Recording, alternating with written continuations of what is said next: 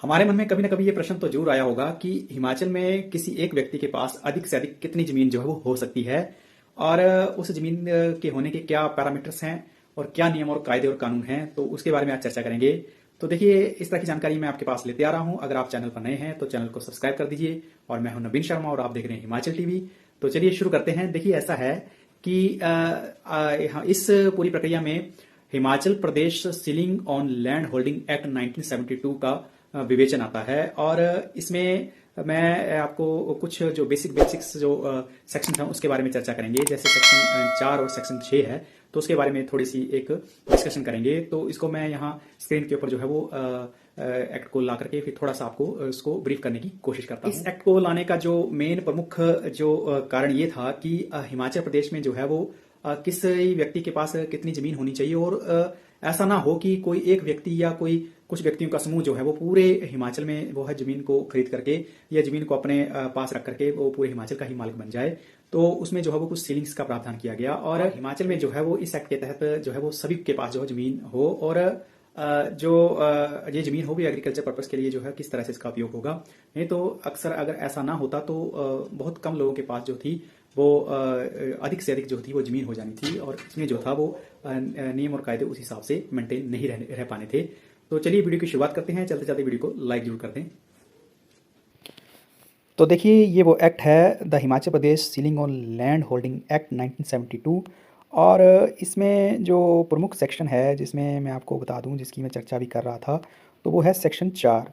और इसमें जो है वो ये क्लियर कट कुछ चीज़ें लिखी हुई हैं। जैसे सेक्शन 4 में जो है वो परमिजिबल एरिया कितना है होगा, मतलब एक व्यक्ति के पास जो है वो किस हिसाब से जो है वो ज़मीन हो सकती है, तो उसके बारे में यहाँ पे चर्चा की गई है।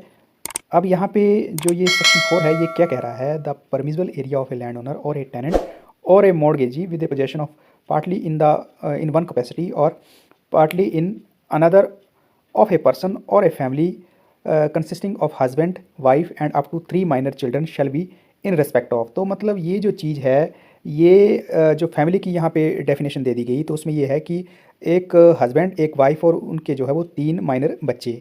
अब इसकी जो है यहाँ पे ये एक डेफिनेशन जैसी दे दी। अब उसमें जो फर्स्ट जो जो कॉलम है उसमें ये बताया गया है कि land under assured irrigation capable of growing 2 crops in year, तो वो कितनी होगी? वो 10 एकड़ होगी। मतलब कि इरिगेशन से संबंधित जो है वो अगर 2 फसलें वहाँ पे जो है वो साल में तैयार की जा रही हैं, तो उनको जो है उनके पास जो है वो 10 एकड़ के करीब जो है वो ज़मीन होगी। ठीक इसी तरह से जो बी पार्ट है उसमें ये कहा गया है कि land under assured irrigation capable of growing 1 crop in a year, इनकी साल में जहाँ पे एक फसल होगी तो वहाँ पे जो है वो पर्टिकुलर व्यक्ति के पास जो है 15 एकड़ जो है वो ज़मीन होगी। और इसके बाद जो इसका जो एक और सेक्शन है जिसमें आगे ये बताया गया है, जो सी है उसमें लिखा गया है कि land of classes other than described in clauses A and be above including land under orchard, मतलब 30 एकड़ के करीब। मतलब ऐसा है कि जो ए और बी में मेंशन नहीं है, ऐसी लैंड, ऐसी जहाँ पे जो भी फसल नहीं होती है, जिसमें आपके बगीचे वगैरह आ जाते हैं, तो वो जो है वो आपकी 30 एकड़ तक जो है वो किसी पर्टिकुलर व्यक्ति के पास वो लैंड हो सकती है। ठीक इसी तरह से इसके ऊपर जो ये सेकंड पॉइंट जो है, इसमें ये बहुत एक चीज़ एक जो है मेंशन की गई है, the permissible area for the purpose of clause सी।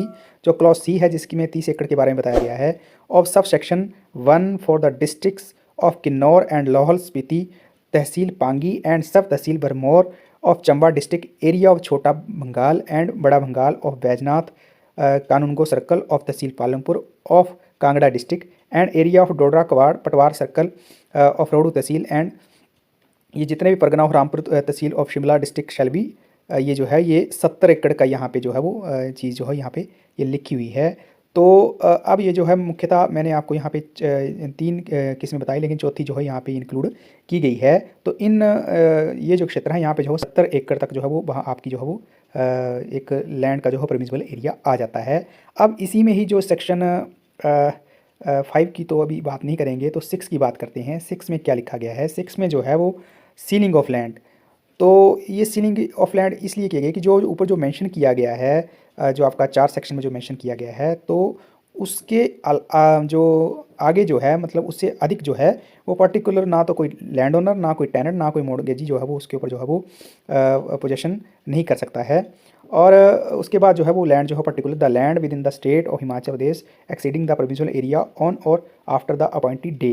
तो यहाँ पे जो अपॉइंटेड डे है वो पर्टिकुलर कौन सा दिया गया, the appointed day means the 24th day of January, जनवरी जो है 24 की 1971 की बात है। तो तब से बाद जो है वो सेक्शन जो आपका ये 6 यहाँ पे मेंशन किया गया है, तो इसमें यहाँ पे उसकी जो है वो सीलिंग लगा दी गई है कि पर्टिकुलर जहाँ पे एक क्रॉप होती है वहाँ पे उसमें जो हमें मैंने आपको यहाँ डिस्क्राइब करके बताया, एक क्रॉप होती है वहाँ पे 10 एकड़, और जहाँ पे 2 क्रॉप्स होती हैं वहाँ पे 15 एकड़, और जहाँ पे किसी तरह की कोई क्रॉप का मेंशन नहीं है तो वहाँ पे 30 एकड़, और ये जो चौथा जो है जिसमें ये कुछ प्लेसेस बताए गए हैं तो वहाँ पे जो है 70 एकड़ की जो है वो एक सीलिंग है। इससे अधिक जो है वो पर्टिकुलर किसी एक व्यक्ति के पास जो है ज़मीन नहीं हो सकती है।